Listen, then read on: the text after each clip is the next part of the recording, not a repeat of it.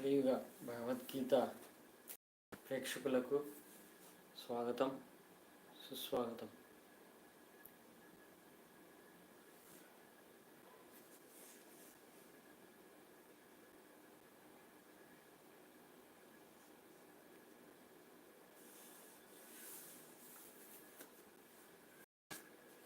ఈ వారం మనము చాలా ముఖ్యమైన విషయాలు తెలుసుకోబోతున్నాము. కలియుగ భగవద్గీత ప్రేక్షకులైన సబ్స్క్రైబర్లైన నా విన్నపం ఏంటంటే, నిజమైన దైవభక్తి వాట్సాప్ ఛానల్ ఓపెన్ చేశాను. అందులో మీరు పార్టిసిపేట్ అవ్వాలి. నాతో పాటు మీరు చాటింగ్ చేయాలి, మాట్లాడాలి. ఆ నిజమైన దైవభక్తి మనం పొందాలి, మీరు పొందాలి. అదే ఆలోచనతోటి నేను వాట్సాప్ కమ్యూనిటీ ఛానల్, నిజమైన దైవభక్తి ఛానల్ ఓపెన్ చేశాను.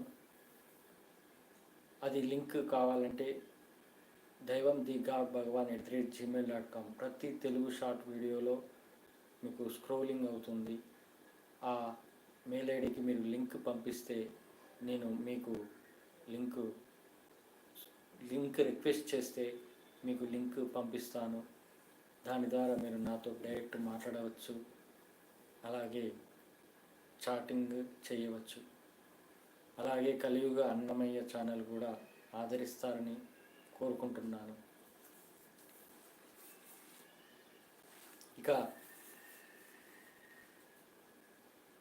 ఇప్పటి వరకు మనము ప్రతి లైవ్లో చాలా ముఖ్యమైన విషయాలు తెలుసుకుంటున్నాము. అలాగే ప్రతి వారం వ్యూవర్స్ చాలా పెరిగిపోతున్నారు. దానిలో ఎంత అర్థం ఉందో, ఎంత మంచి ఉందో, ఎంత మనము దైవభక్తి ఎంత తెలుసుకుంటున్నాము అనేది వ్యూవర్స్ అందరూ చూస్తున్నారు. నాకు చాలా సంతోషంగా ఉంది. అలాగే ఈ కలియుగ భగవద్గీత అధ్యాయం 13 వరకు ఇలా నేను అనువాదించడం,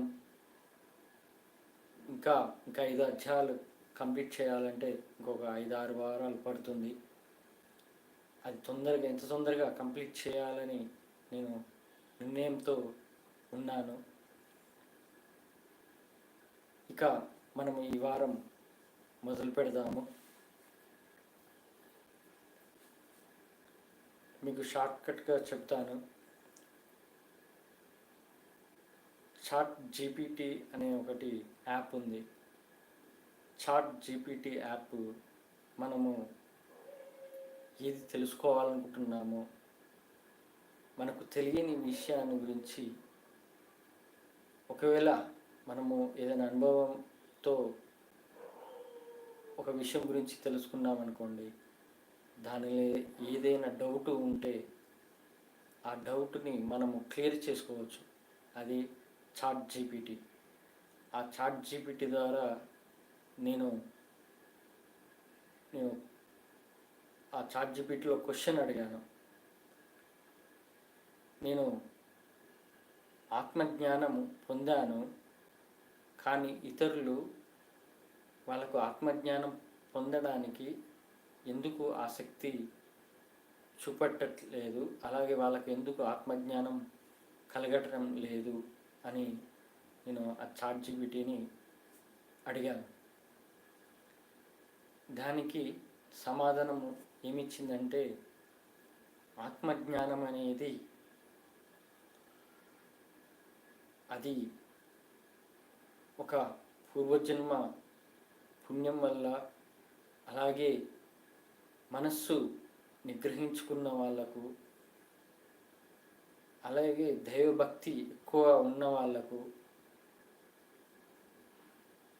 ఇంకోటి ఏంటంటే ఇతరులు ఎందుకు పొందట్లేదు అన్నదానికి సమాధానం, వాళ్ళు ఒక మాయలో పడిపోయి ఉండొచ్చు, దానివల్ల వాళ్ళు ఆత్మజ్ఞానం పొందలేరు. ఇంకా వాళ్ళు దాంట్లో ఇంకా ఏంటంటే, ఆ మాయను లో నుండి బయటపడితేనే కానీ వాళ్ళు ఆత్మజ్ఞానం పొందలేరు అని ChatGPT సమాధానం ఇచ్చింది. ఇంకా చాలా చెప్పింది. అలాగే ఆత్మ దర్శనం కలిగిన తిరుమల గర్భగుడిలో నాకు కలిగింది, దీనిలో అర్థం ఏంటి అనేది నేను అడిగాను.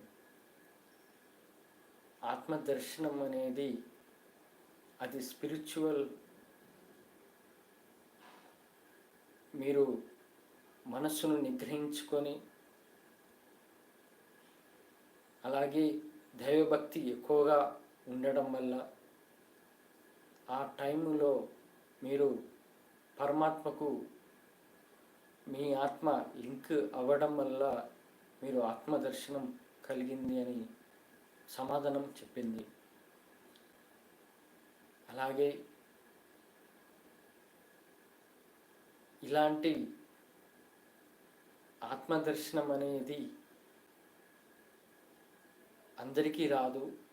ధ్యానం చేస్తున్న వారికి, అలాగే పుణ్యక్షేత్రాలు దర్శించిన వాళ్ళకు ఎవరో ఒకరికి ఆ ఆత్మ దర్శనం కలుగుతుంది.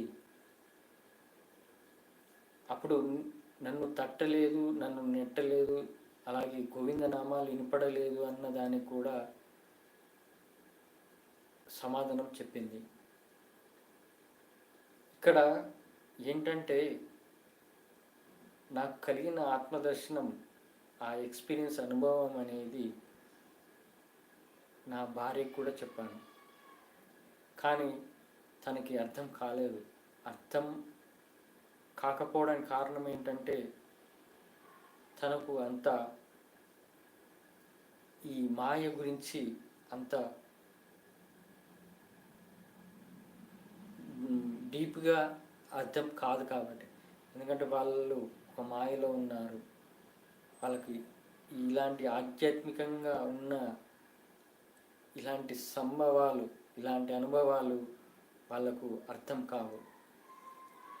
అలాగే ఇలాంటి సందర్భం, ఇలాంటి ఎక్స్పీరియన్స్ అనేది ఈ కలియుగంలో కాకుండా ద్వాపర యుగమో, కృతయుగమో, త్రేతాయుగంలో ఎక్స్పీరియన్స్ కలిగిందనుకోండి, అప్పుడు ఎలా ఉంటుంది? నాకు ఇలాంటి ఆత్మదర్శనం నాకెందుకు కలగలేదా అని అక్కడ ఇప్పుడు నా ప్లేస్లో నా భార్య ఉంటే, ఆ యుగంలో ఉంటే నాకెందుకు కలగలేదు అని ఆలోచన వస్తుంది. కానీ కలియుగంలో అలాంటి ఆలోచన రాదు. ఎందుకంటే వాళ్ళు మాయలో ఉన్నారు. అలాగే నేను ఈ ఆత్మదర్శనం తెలుసుకున్నాక ఇతరులకు చెప్పినా అర్థం కాకపోయినా కానీ నేను ఎలాంటి ఆలోచన చేయను. ఎందుకంటే వాళ్ళు ఒక మాయలో ఉన్నారని తెలుసు. నేను వాళ్ళకు ఎంత వివరించినా అర్థం కాదని తెలుసు. అలాగే ఈ ChatGPT కూడా చెప్పింది ఏమని, ఏదైనా ఆత్మదర్శనమైన, ఆత్మజ్ఞానమైన అనుభవంతో వస్తుంది. ఏదైనా కాలం, టైం రావాలి, ఆ టైం వచ్చినప్పుడే అది కలుగుతుంది అని ఆ ChatGPT కూడా రిప్లై ఇచ్చింది. ఇలా ఆ ఏడుకొండల వెంకన్న స్వామి అనుగ్రహం పొందిన, కానీ అందరికీ అర్థం కాదు. ఎందుకంటే వాళ్ళు ఒక మాయలో ఉన్నారు కాబట్టి. ఇక దీని గురించి ఇంకా నేను వివరిస్తాను మళ్ళీ వచ్చే వారమైనా, నెక్స్ట్ వీక్. ఇక నేను ఈ వారం టాపిక్స్లో పిల్లలకు తెలియజేయాలి మూగజీవికి మనకి తేడా ఏంటి అని. ఎందుకంటే ఇప్పుడు లోకంలో అంతా డబ్బు మాయలో పడిపోయింది. ఎప్పుడు డబ్బు సంపాదించుదామా, ఎదుటి వారి ముందు గొప్పగా బతుకుదామా అనే ఆలోచన తప్ప, నేను ఎందుకు ఈ జన్మ ఎత్తాను, ఈ మానవ జన్మ ఎత్తినందుకు నేనేమి సాధించాలి అనేది అది ఆలోచన లేదు. ఎందుకంటే భగవద్గీత గురించి తెలుసుకునే వాళ్ళు లేరు. అలాగే వాళ్ళ తల్లిదండ్రులు కూడా వాళ్ళకు తెలియదు, వాళ్ళ తల్లిదండ్రులు కూడా తెలియదు భగవద్గీత గురించి. అలా ఈ భగవద్గీత గురించి చెప్పకపోవడం వల్లనే పిల్లలైనా వాళ్ళ పిల్లలైనా ఒక మాయలో పడిపోయి, డబ్బు మాయలో పడిపోయి వాళ్ళకు వాళ్ళే జీవితాన్ని నరకమయం చేసుకుంటున్నారు. ఒక మూగజీవికి మనిషికి తేడా ఏంటి అనేది తెలుసుకోవాలి. మూగజీవి తన పిల్లల్ని పెంచుతుంది, ఏదో ఒక ఆహారం పెట్టి పెంచుతుంది. కానీ మనిషి కూడా అలాగే సంపాదించి 3 పూటల అన్నం పెడుతున్నాడు పిల్లలకు. కానీ ఎంత ఆస్తులు సంపాదించినా, ఎన్ని కోట్లు సంపాదించినా చివరికి ఏమి సాధించాలనే ఆలోచన రావాలి. డబ్బు సంపాదించి, ఆస్తి సంపాదించి ఇవ్వచ్చు, వాళ్ళకు కష్టం లేకుండా ఉంటుందని. కానీ ఆ దేవుడు ఉన్నాడు. నువ్వు ఎంత డబ్బు సంపాదించు, ఎన్ని కోట్లు సంపాదించు, కానీ ఆ దేవుడు నీకు కష్టం కలిగేటట్టు చేస్తాడు. అది ఎందుకు ఈ కష్టం వచ్చిందా అనేది నువ్వు ఎప్పుడు ఆలోచిస్తావో అప్పుడు ఆయన వైపు ఆలోచిస్తావు. ఆస్తి ఇవన్నీ కూడబెట్టి పోవడమే ఇది లోకంలో, ఇదే జీవితంలో సాధించాల్సింది అనే ఆలోచన ప్రపంచమంతా ఇలాగే ఉంది. కానీ సంపాదించి వెళ్ళినాక వాళ్ళు ఎన్ని సంవత్సరాలు నిన్ను గుర్తుపెట్టుకుంటారో, అలాగే నువ్వు సంపాదించిన డబ్బు ఆస్తిని ఎన్ని సంవత్సరాలు, ఎన్ని దశాబ్దాలు నీ ఆస్తుల్ని, డబ్బుని కాపాడతారా అది కూడా తెలియదు. మరి మనిషి సాధించాల్సింది ఏంటి అనేది తెలుసుకోవాలి. తన పిల్లలకు కూడా చెప్పాలి. భగవద్గీతనే మనకు జీవిత మార్గాన్ని చూపిస్తుంది. భగవద్గీతనే మనకు ఎలాంటి బాధలు, కష్టాలు లేకుండా నువ్వు నీ మీద నమ్మకాన్ని, అలాగే ధైర్యాన్ని, భయం లేకుండా ఇలా దృఢ నమ్మకంతో, పట్టుదలతో నువ్వు సాధించాల్సింది ఏంటి అనేది చెబుతుంది భగవద్గీత అని పిల్లలకు చెప్పాలి. మూగజీవి అవి జీవిస్తున్నాయి, మనము జీవిస్తున్నాము. కానీ వాటికి మనకి తేడా ఏంటి అనేది తెలియజెప్పాలి పిల్లలకి. అప్పుడే అర్థమవుతుంది ఆ దేవుడు మానవ జన్మని ఎందుకు ఇచ్చాడా అని. అలాగే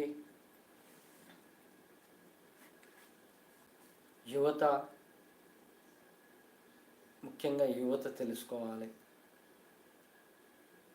తల్లిదండ్రులు భగవద్గీత తెలియకుండా, అంటే దాని అర్థం తెలుసుకోకుండా వాళ్ళు కూడా అలాగే డబ్బు మాయలో పడి, ఇదే జీవితం, నువ్వు చదువుకోవాల్సింది డబ్బు కోసమే, నువ్వు సంపాదించాల్సింది కూడా డబ్బు కోసమే అని ఆలోచన తెప్పిస్తున్నారు.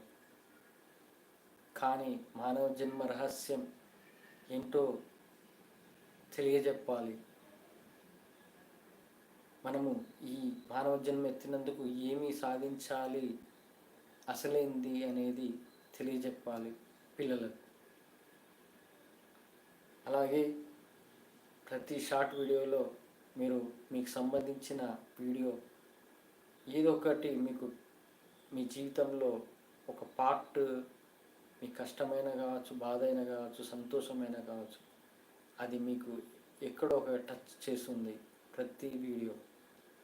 అలా షార్ట్ వీడియో చూడండి. అందులో మీరు తెలుసుకోవాల్సింది కూడా చాలా ఉన్నాయి. ఈ మూగజీవికి మనకి తేడా ఏంటి అనేది షార్ట్ వీడియో కూడా వివరించాను. అలాగే మానవ జన్మ రహస్యం కూడా షార్ట్ వీడియో ఉంది. ఇవన్నీ వీడియోలు చూడండి. ఆ ఏడుకొండల వెంకన్న స్వామి ఏమి చెబుతున్నాడు నా ద్వారా అనేది తెలుసుకోండి. ఇక పుణ్యక్షేత్రం దర్శించడం మంచిదే, కానీ భగవద్గీత ప్రకారం మారకపోతే నువ్వు ఎన్ని పుణ్యక్షేత్రాలు దర్శించినా ఏమీ లాభం.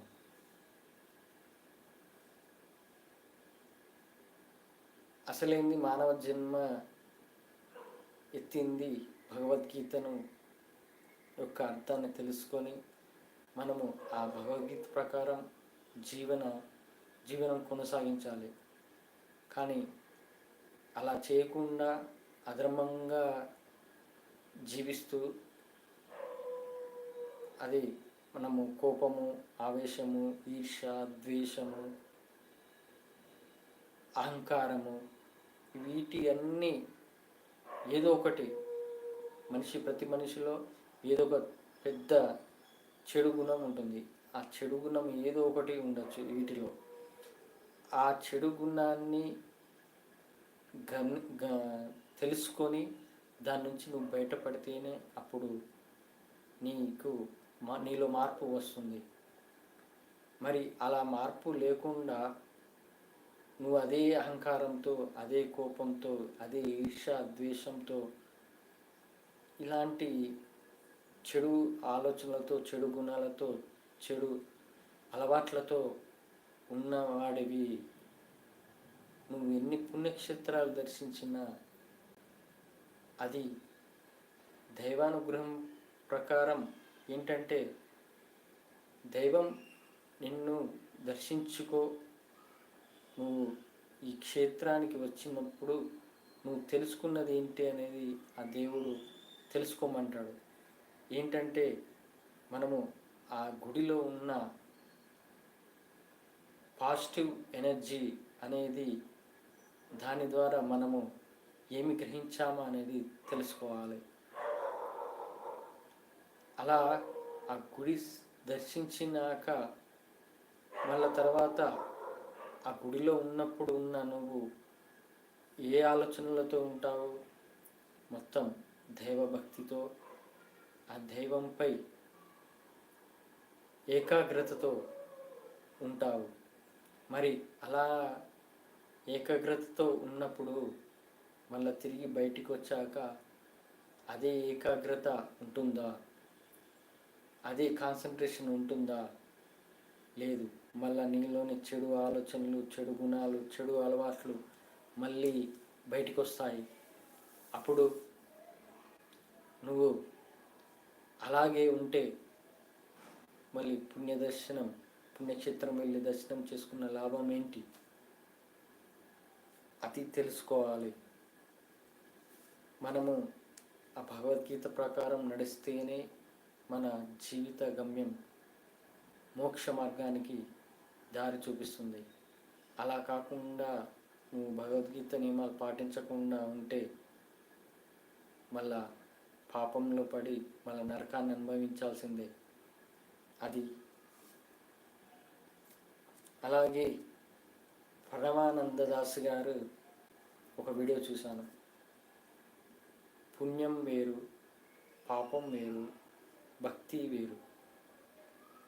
పుణ్యం అనేది మంచి పనులు చేస్తే పుణ్యం వస్తుంది.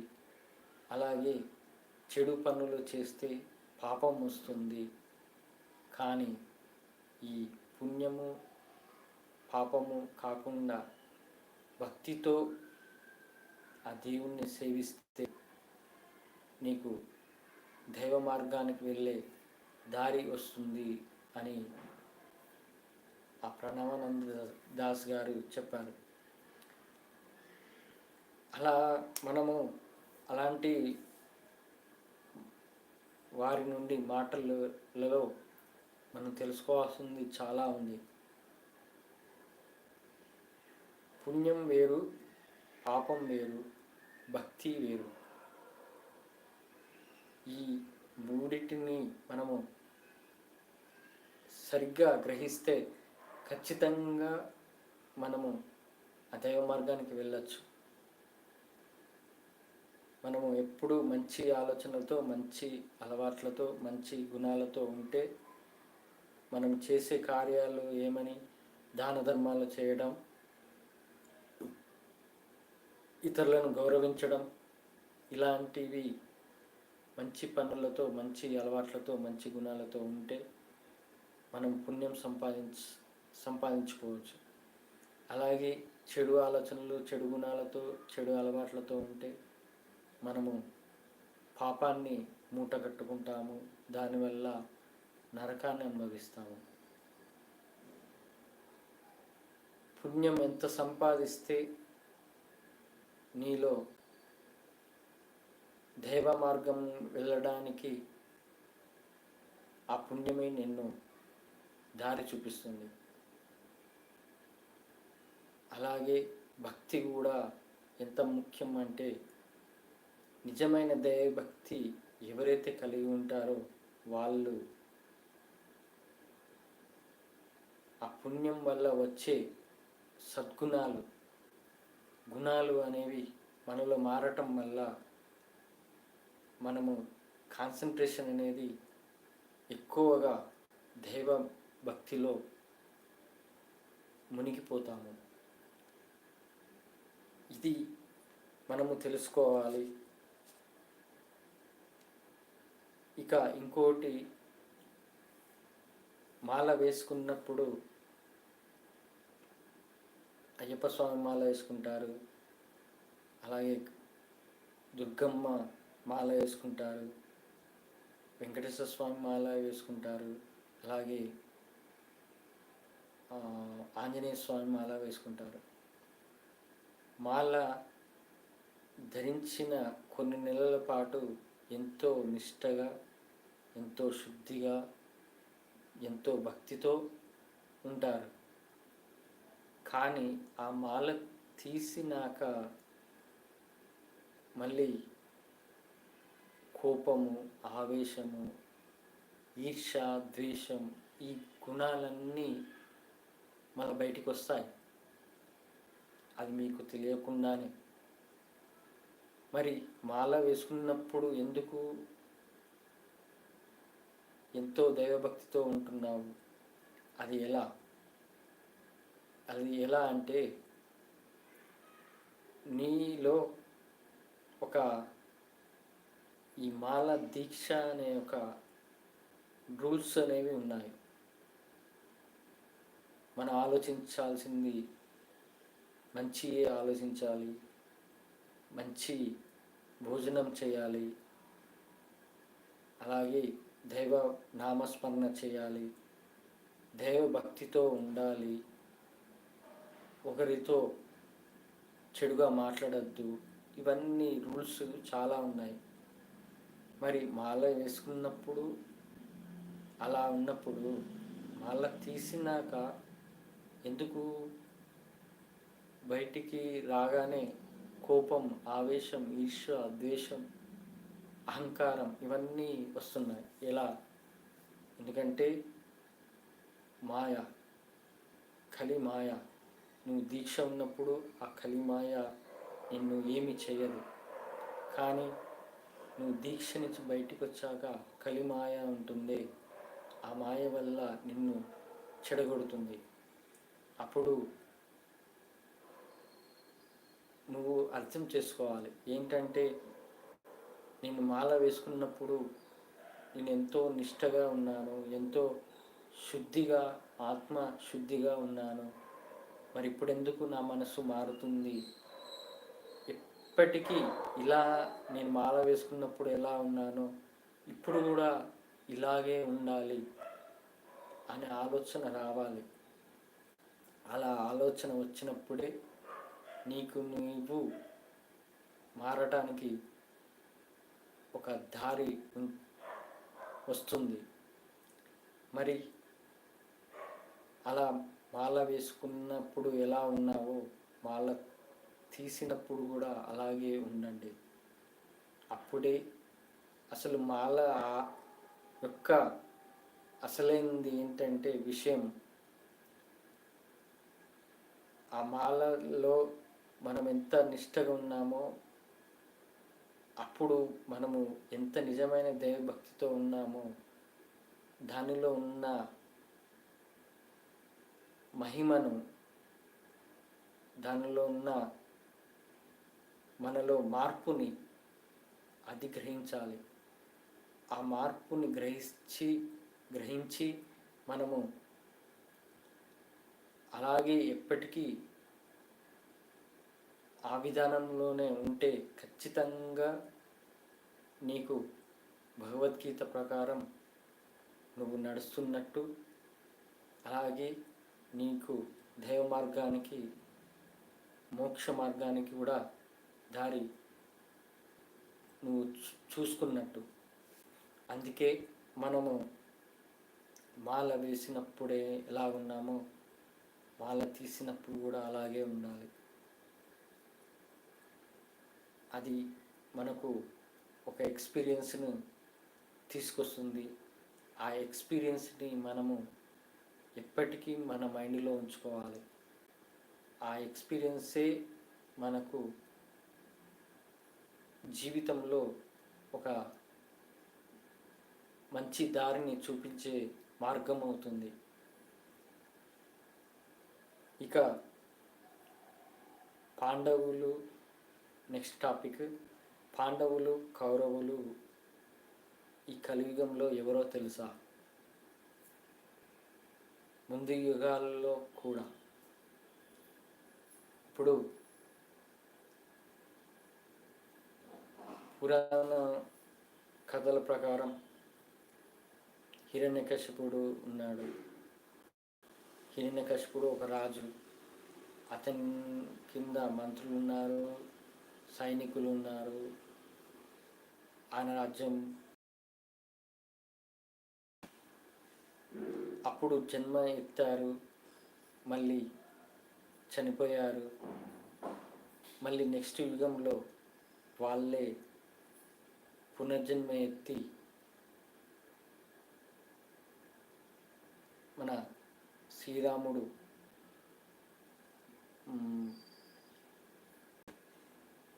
పరిపాలించిన యుగం. ఆ యుగంలో రావణాసురుడుగా, రాక్షసులుగా పుట్టారు. అలాగే ద్వాపర యుగంలో కౌరవుల సైనికులు కూడా మళ్ళీ జన్మనెత్తారు. పాండవులు మంచి ధర్మాన్ని పాటిస్తూ వాళ్ళు ద్వాపర యుగంలో పుట్టారు. మరి కలియుగంలో పాండవులు లాంటి మనుషులు మన దేశం కోసం పోరాడిన వాళ్ళైనా, ధర్మం కోసం పోరాడుతున్న వాళ్ళైనా, అలాగే ధర్మాన్ని పాటిస్తూ జీవితాన్ని కొనసాగిస్తున్న వాళ్ళైనా పాండవులు లాంటి వాళ్ళు. అదే కౌరవులు అంటే రాక్షసులు లాంటి అధర్మంని పాటించేవాళ్ళు.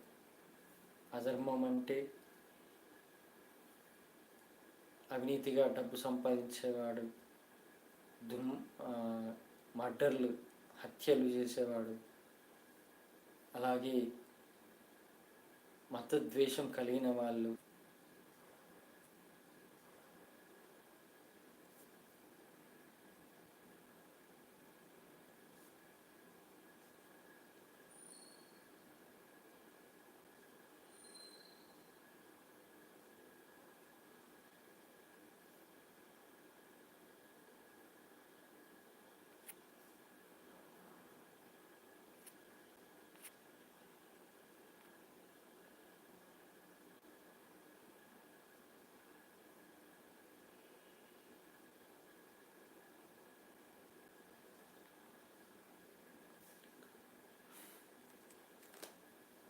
ఈ మతద్వేషం కలిగిన వాళ్ళు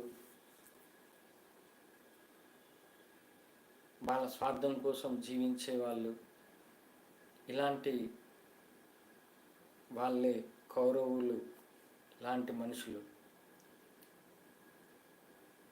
నేను చదివిన అమృతతరంగిణి బుక్కులో శ్రీకృష్ణదేవరాయలే ఇప్పటికీ ఈ కలియుగంలో పుట్టి మనతో పాటు జీవిస్తున్నాడని ఉంది. ఎందుకంటే అతనిలో ఉన్న ఏదో ఒక చెడు గుణం, అది అహంకారం కావచ్చు, ఇంకేదో ఒకటి వేరే చెడు గుణం వల్ల మళ్ళీ జన్మలు ఎత్తాల్సిందే. ఆ వెంకటేశ్వర స్వామి వేసే శిక్ష అది. మరి ప్రతి యుగం అనేది లో పాండవులు లాంటి, కౌరవులు లాంటి మనుషులు పుడుతూనే ఉన్నారు, చనిపోతూనే ఉన్నారు, మళ్ళీ పుడుతూనే ఉన్నారు, మళ్ళీ చనిపోతూనే ఉన్నారు. అలాగే ఈ కలియుగంలో కూడా. ఇక ఈ మన దేశంలో ప్రజలు అమాయకులు. ఎందుకంటే ముసుగు వేసుకొని 4 పురాణ కథలు, మాటలు చెప్పే వరకు దేవుడు అని మాయలో పడిపోతున్నారు. వారిని ఒక దేవుడిలాగా పూజిస్తున్నారు. వారి కోసం ఎంత డబ్బైనా ఖర్చు పెడుతున్నారు. వారి ఇప్పుడు లోకంలో జరుగుతుంది ఇదే, దేశంలో కూడా. అమాయకులు ఏంటంటే వాళ్ళల్లో ఉన్న ఆత్మ పరమాత్మ అని తెలుసుకోలేని వారు, భగవద్గీత అర్థం తెలుసుకోలేని వారు, భగవద్గీత ప్రకారం మనలో ఆత్మ పరమాత్మగా మార్చుకోవచ్చు అనే ఆలోచన లేనివారు. వీళ్ళందరూ ప్రజలను అమాయకులుగా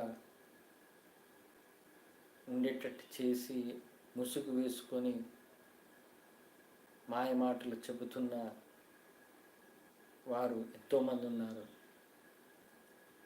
మరి మీలో దేవుడిని తెలుసుకోండి.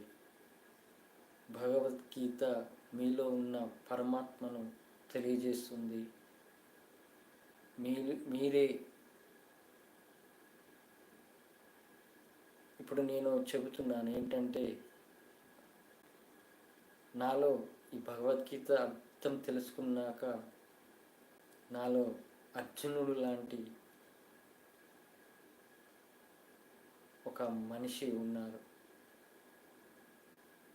నా నిజమైన దైవభక్తి ద్వారా అన్నమయ్య లాంటి ఒక మనిషి ఉన్నారు.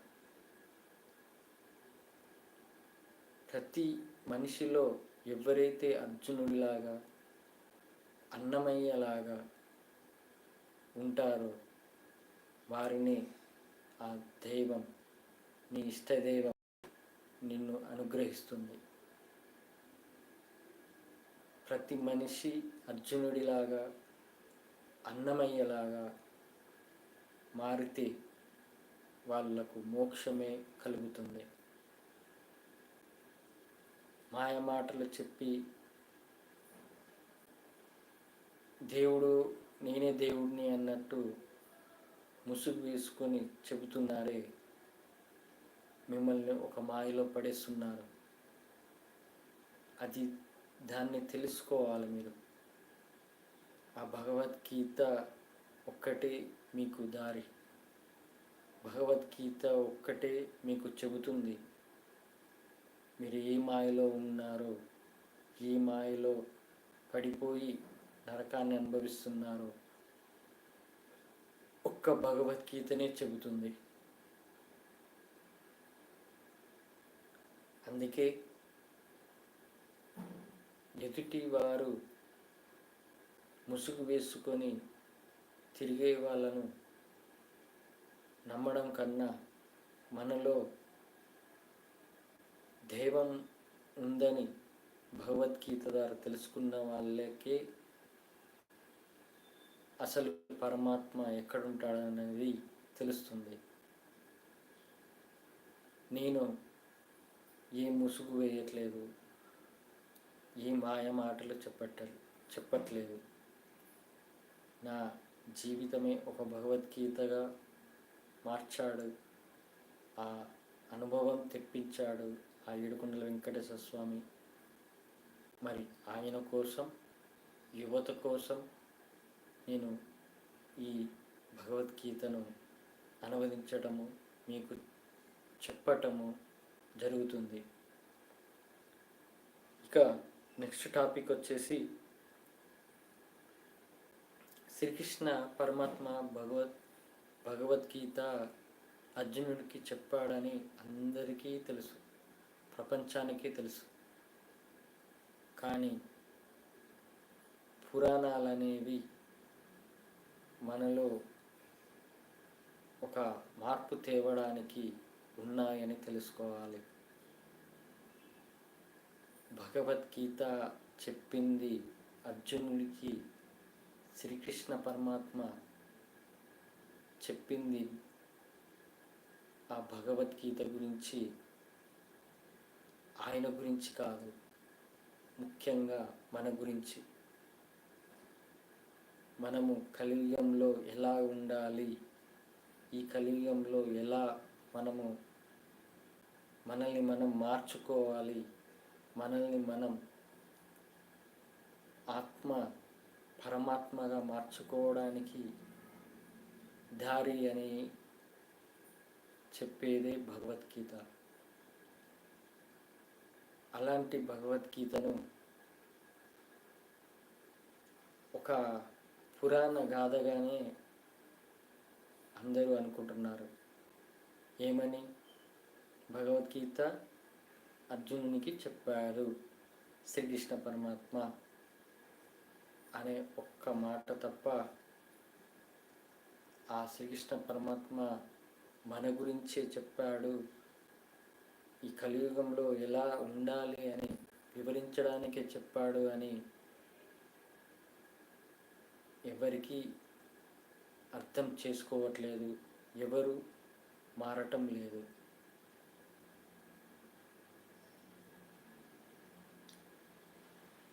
భగవద్గీతను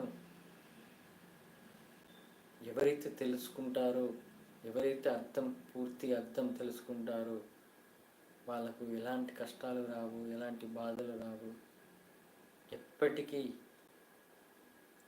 ఆత్మసంతృప్తితో, దృఢ నమ్మకంతో, ధైర్యంగా, భయం లేకుండా, చావు అనే భయం లేకుండా ఆ దైవం కోసం పరితపిస్తూ జీవిస్తాడు భగవద్గీత గురించి తెలుసుకున్నవారు. మరి అలాంటి భగవద్గీతని ఇప్పుడు ఒక మాట అర్జునునికి వివరించింది అని చెప్తున్నారే కానీ మన కోసం వివరించాడు. ఈ కలియుగంలో మనమే ఇలా జీవించడానికి అని చెబుతున్నాడని ఎంతమంది చెబుతున్నారు? ఇంతకుముందు చెప్పాను కదా, ముసుగు వేసుకొని దేవుని పేరు చెప్పుకొని జీవిస్తున్నారే, వాళ్ళైనా చెబుతున్నారా భగవద్గీత ఇది, భగవద్గీతను ఇలా మనం జీవిస్తేనే మనము ఆ పరమాత్మను తెలుసుకుంటాము, పరమాత్మలో ఐక్యమవుతాము, మోక్షాన్ని పొందుతామని ఏ ముసుగు వేసుకున్న మనిషి అయినా చెబుతున్నాడా? మానవ జన్మ రహస్యం ఎవరైనా చెబుతున్నారా? మూగజీవికి మనకు తేడా ఏంటి అనేది చెబుతున్నాడా? లేదు. ఎందుకంటే ఈ లోకము ఎలా ఉందంటే డబ్బు మాయలో పడిపోయిందని చెప్పాను కదా. వాళ్ళు వివరించిన జనాలు అర్థం చేసుకుంటారని నమ్మశక్యం కూడా లేదు. ఎవరో శ్రీకృష్ణ పరమాత్మ చెప్పినట్టు వేళల్లో ఒక్కరికి ఆ భాగ్యం కలుగుతుంది. ఆ వేళల్లో ఒక్కరైనా పూర్తిగా నన్ను అర్థం చేసుకోవడానికి చాలా కష్టపడాలి, నన్ను పూర్తిగా అర్థం చేసుకున్నవారు, కష్టపడ్డవారే నన్ను చేరుకుంటారు, మోక్షాన్ని పొందుతారని శ్రీకృష్ణ పరమాత్మ భగవద్గీతలో వివరించారు. మరి అలాంటి భగవద్గీతని తెలుసుకోకుండా నరకంలో పడిపోతున్నారు ఈ లోక ప్రపంచం. ఎక్కడ ఏ దేశమైతే భగవద్గీతను అనుసరిస్తారో వాళ్ళు ప్రపంచాన్ని జయించగలుగుతారు. ఆ దేశాన్ని ఆచరించి ఇతర దేశాలు మారుతాయి. ఇప్పుడు సపోజ్ మనమే ఉన్నాము, 140 కోట్ల 150 కోట్ల జనాభా ఉంది. తల ₹1 వేసి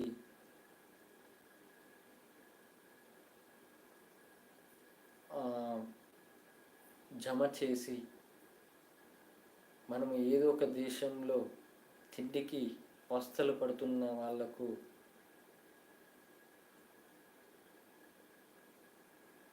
అదే ₹1 140 కోట్ల మంది పోగు చేస్తే ఎంత అవుతుంది?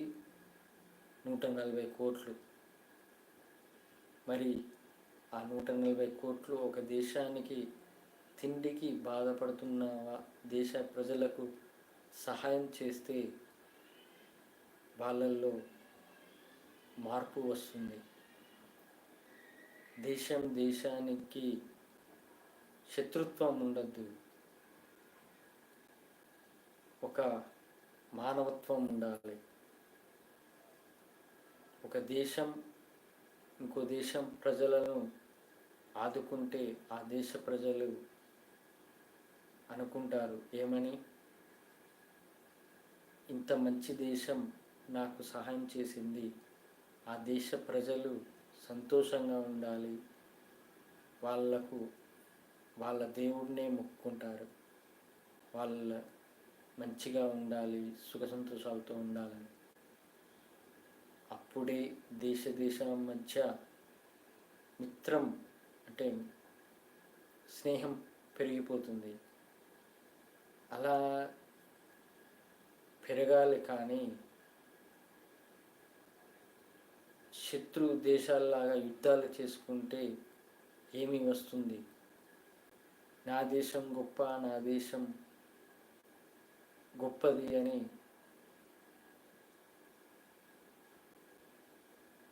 విర్రవీగితే చివరికి బూడిదే మిగులుతుంది. ఇప్పుడు యుద్ధాలు జరుగుతున్నాయి కదా, నా దేశం గొప్ప, నా దేశం గొప్ప అని యుద్ధాలు చేసుకుంటే ఏమవుతుంది? ఆ దేశ ప్రజలే అవస్థపడుతున్నారు.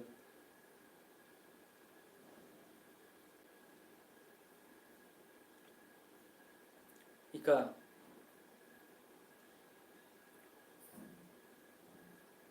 నిజమైన దైవభక్తిని ఆ దేవుడు ఎలా చూస్తాడంటే, నేనే ఒక ఉదాహరణ. నేను ఏది కోరుకుంటే, ఏది నాలోని బాధను ఖచ్చితంగా ఆయన నాలోని బాధను తీసేస్తాడు. ఏదో ఒక రకంగా దాన్ని ఆ బాధ నుండి బయటపడేటట్టు చేస్తాడు. నన్ను నవ్విస్తాడు, ఉండేటట్టు చేస్తాడు ఆ ఏడుకొండల వెంకటేశ్వర స్వామి. మరి ఆ నిజమైన దైవభక్తి మీలో ఉందా? మీరు తెలుసుకుంటారా? నాకు ఈరోజు కొద్దిగా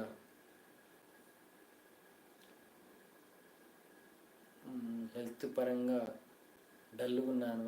అందుకే నేను కొద్దిగా డల్గానే మాట్లాడుతున్నాను. అర్థం చేసుకోగలరు ప్రేక్షకులు.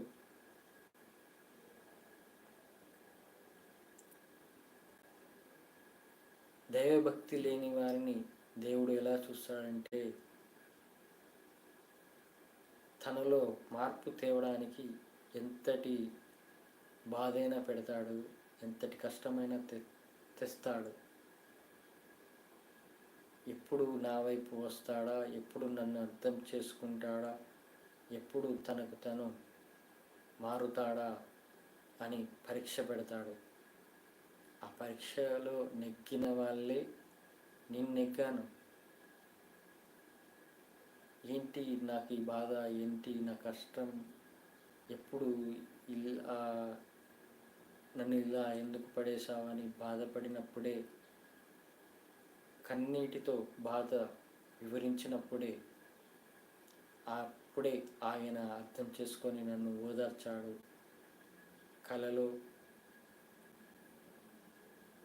ఒక తల్లి తన కొడుకుని ఒళ్ళో పెట్టుకుని ఎలా ఓదారుస్తుందో అలా ఓదార్చాడు ఆ వెంకన్న తండ్రి. మరి మనము ఎప్పుడైతే కష్టం వచ్చినప్పుడు ఆయనకు శరణు వేడితే ఖచ్చితంగా ఆ బాధ నుండి బయటపడతాము. ఆ దైవభక్తి లేని వాళ్లకు చేసేది, పరీక్ష పెట్టేది ఇదే. ఎప్పుడు నా వైపు వస్తాడా, ఎప్పుడు నా వైపు చూస్తాడా అని. అంతే తప్ప నీకు శిక్ష వేయడం అనేది ప్రతిదీ శిక్ష అనుకోవద్దు. అది ఒక మనకు ఎక్స్పీరియన్స్, అనుభవం. ఆత్మజ్ఞానం పొందాలంటే అనుభవం ద్వారానే వస్తుంది.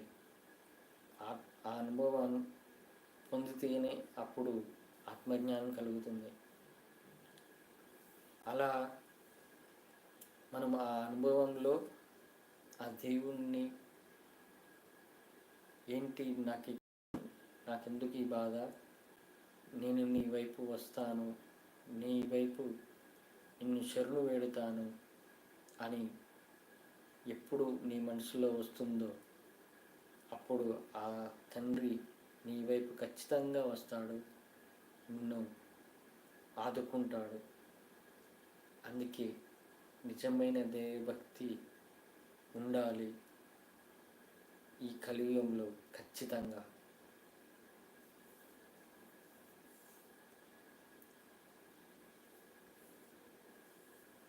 ఇప్పుడు చిన్నపిల్లల వాళ్ళలో ఎలా ఉంటుందంటే మనస్తత్వం, ఆడుకోవడము, ఒక ఆనందాన్ని ఆట ద్వారా అయినా దేని ద్వారా అయినా పొందడానికి ఆలోచిస్తాడు చిన్నపిల్లవాడు. అదే ఒక 10th క్లాసు అది వచ్చినాక స్టడీ పరంగా ఆలోచించి తన చదువులో ఒక ఉన్నతిని మంచి మార్క్స్తో విజయం సాధించడానికి ప్రయత్నిస్తాడు. అదే చదువు అయిపోయినాక ఉద్యోగం కోసం ప్రయత్నిస్తాడు. ఉద్యోగంలో మంచి ప్రమోషన్తో మంచి శాలరీతో జీవనం కొనసాగించాలని ఆలోచిస్తాడు. ఆ తర్వాత భార్య పిల్లలు వాళ్ళ కోసం సంపాదించడం. ఆ తర్వాత ముసలితనం వచ్చినాక మామూలుగా తిన్నామా తెల్లారిందా పడుకున్నామా అనే ఫీలింగ్తోనే ఉంటారు. కానీ చిన్నప్పటి నుండి వయసులో ఉన్నప్పుడు అయినా ఆఖరికి బాధ్యతలో ఉన్నప్పుడైనా ఆఖరికి ముసలితనంలోనైనా నేను అసలు ఏమి సాధించడానికి నేను ఈ జన్మనెత్తాను అని ఆలోచించాలి.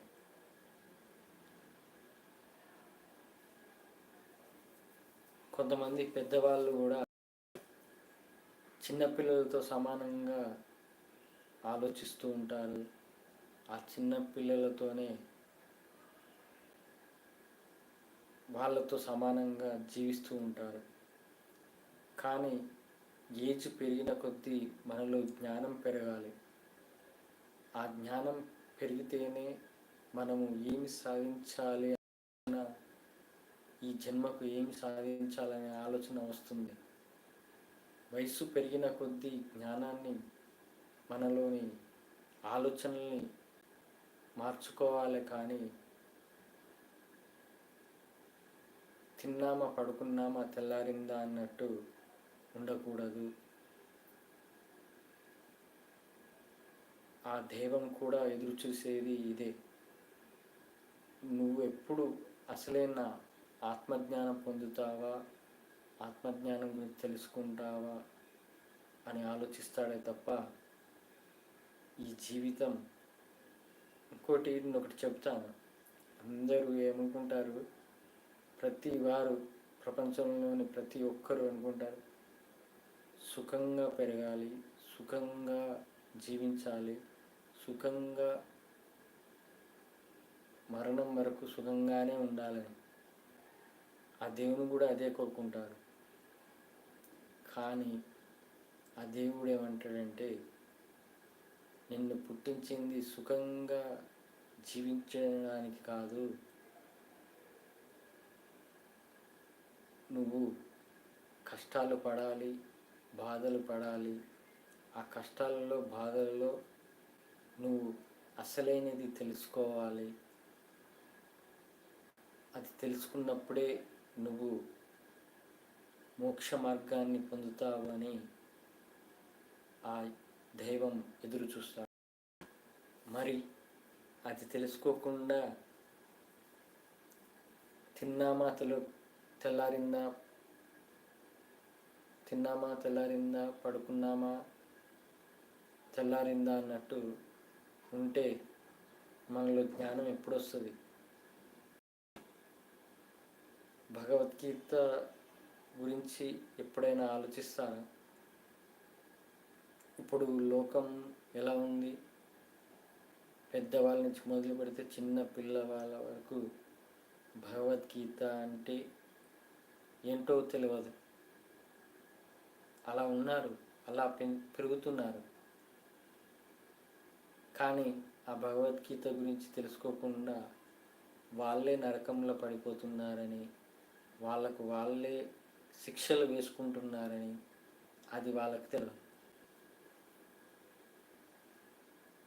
అది తెలుసుకోకుండా జీవనం కొనసాగించే వాళ్ళు ఎప్పటికీ దైవానుగ్రహం పొందలేరు, మోక్షాన్ని కూడా పొందలేరు.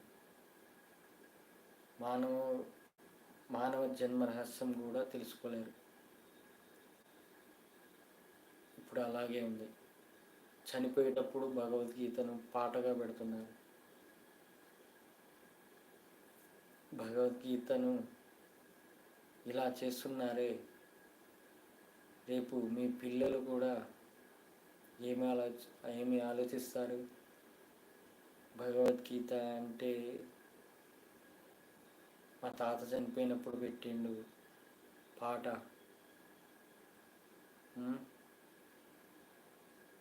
మా మా ఇంట్లో బంధువులు చనిపోయినప్పుడు పెట్టారు, ఎవరో మా ఫ్రెండ్ చనిపోయినప్పుడు పెట్టారు, మా బంధువు చనిపోయినప్పుడు పెట్టారు, లేకపోతే అంత్యక్రియలు తీసుకెళ్ళేటప్పుడు ఒక వెహికల్ మీద పాట పెట్టారు భగవద్గీత అని ఆలోచన ఆ చిన్న పిల్లవాళ్ళకు తెప్పిస్తున్నారు. మీరే పెద్దవాళ్ళు ఉన్నారే తల్లిదండ్రులు, వాళ్ళే అంటున్నా అలా నేర్పిస్తున్నారు మీ పిల్లలకు భగవద్గీత అంటే. మరి ఎప్పుడు మారుతుంది?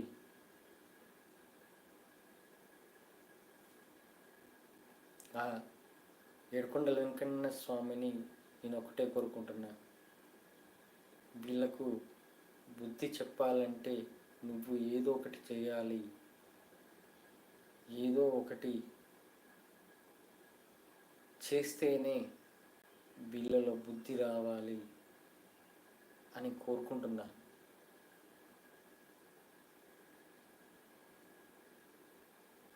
ఎన్నో యుద్ధాలు జరుగుతున్నాయి, సునామీ, సముద్రంలో సునామీలు వస్తున్నాయి, భూకంపాలు వస్తున్నాయి, ఎంతోమంది కొట్టుకొని చస్తున్నారు, ఎంతోమంది రోడ్డు ప్రమాదాలు చనిపోతున్నారు,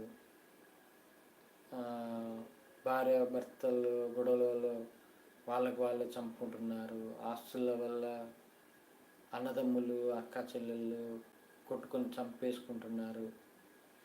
ఇవన్నీ జరుగుతూనే ఉన్నాయి. మరి ఎందుకు జరుగుతున్నాయి, ఇవి ఎందుకు జరుగుతున్నాయని ఎవరు ఆలోచించరు. అలాగే అనుకుంటారు ఇది కలియుగం ఇంతే అని అంటున్నారు. ఇదొక ఊత పదం అయిపోయింది. ఈ కలియుగం ఇంతేరా అని ఊత పదంగా నోటితో ఈజీగా వదిలేస్తున్నారు.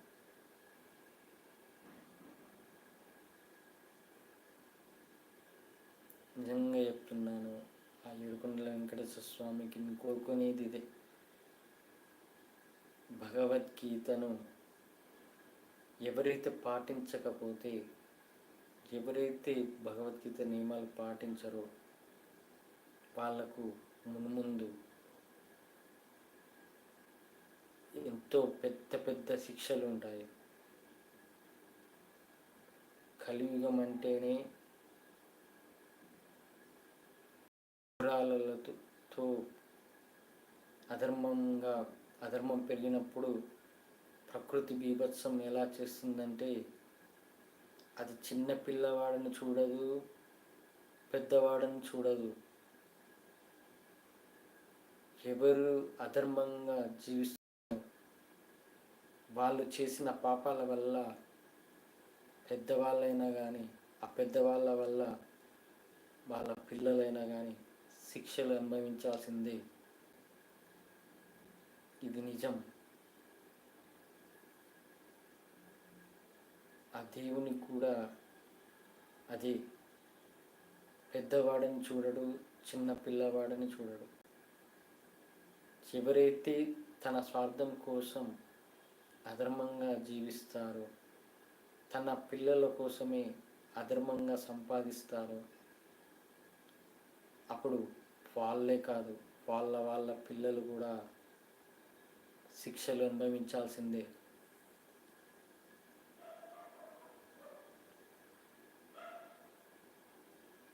వాళ్ళు చేసిన కర్మకు ప్రతిఫలం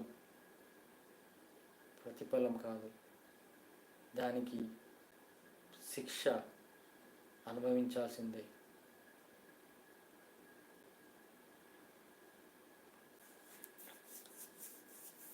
ఇక నేను ఈ వారం కొద్ది డల్గా ఉన్నాను. కొద్ది ఒంట్లో బాగా లేకపోవడం వల్ల